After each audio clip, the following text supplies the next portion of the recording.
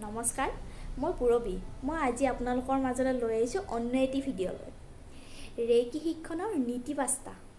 Reiki শিক্ষণত 5টা নীতি থাকে, যিকেইটা কোৱাৰ ফলত আমাৰ দৈনন্দিন জীৱনটো ইমান সুন্দৰ হৈ পৰিব। আপোনালোকেও কৈ চাবচোন। আজিৰ পৰা ক'বলৈ আৰম্ভ কৰক। 1 নম্বৰ, আজিৰ কাৰণে মই খং নকৰোঁ। আজিৰ কাৰণে মই চিন্তা নকৰোঁ। আজিৰ কাৰণে মই প্ৰতিটো বস্তুৰ প্ৰতি দয়ালু হ'ম। আজিৰ কাৰণে মই নিজৰ কামখিনি সম্পূৰ্ণ নিষ্ঠাৰে পালন কৰিম। আজিৰ কাৰণে মই ভগৱানক প্ৰতিটো বস্তুৰ কাৰণে ধন্যবাদ জনাম।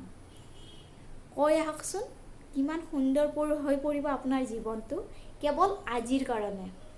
আজিৰ কাৰণে বুলি কৈ আপুনি এই 5টা নীতি কৈ চাওক, আপোনালোকৰ জীৱনটো ইমান সুন্দৰ হৈ পৰিব, আপোনালোকে ভাবিব নোৱাৰিব। ৰেইকি নিশিকাকৈ আপোনালোকৰ জীৱনটো সলনি হৈ পৰিব। আমি ভগৱানৰ সন্তান। আমি জানো ভগৱানক ধন্যবাদ কৈ পাইছোঁ? আমিতো কেতিয়াও ভগৱানক ধন্যবাদ নজনাওঁ।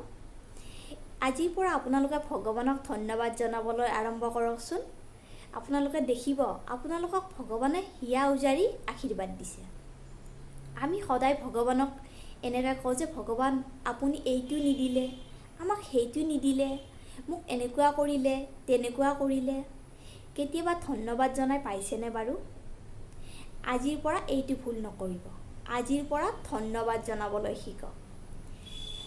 আমি যেনেকৈ ঘৰত মা হওক, যোনে কি নহওক, যেতিয়া বস্তু বনাই আমাক খাবলৈ দিয়ে, যেতিয়া আমি কওঁ যে বস্তুখিনি বহুত ভাল লাগিছে, তেতিয়া তেওঁলোকৰ মনটো কিমান ভাল লাগে, যে কয় আৰু অলপ খোৱা, আৰু অলপ খোৱা, ভাল লাগিছে যদি আৰু অলপ খোৱা। ঠিক আপোনালোকৰ ক্ষেত্ৰতো এনেকুৱা হৈছে। ভগৱানেও ঠিক তেনেকুৱা, ভগৱানৰ ক্ষেত্ৰতো আমি তেনেকুৱা ধৰণে কৰিব লাগে। আমিতো ভগৱানৰ সন্তান। আমাক ভগৱানে সকলোৱে সমান দৃষ্টিৰে চায়। আমি যদি সদায় ভগৱানক ধন্যবাদ জনাওঁ, তেতিয়া ভগৱানেও আমাক আশীৰ্বাদ দিব। এনেকুৱাকৈ আপোনাৰ জীৱনটো অতি সুন্দৰ হৈ পৰিব।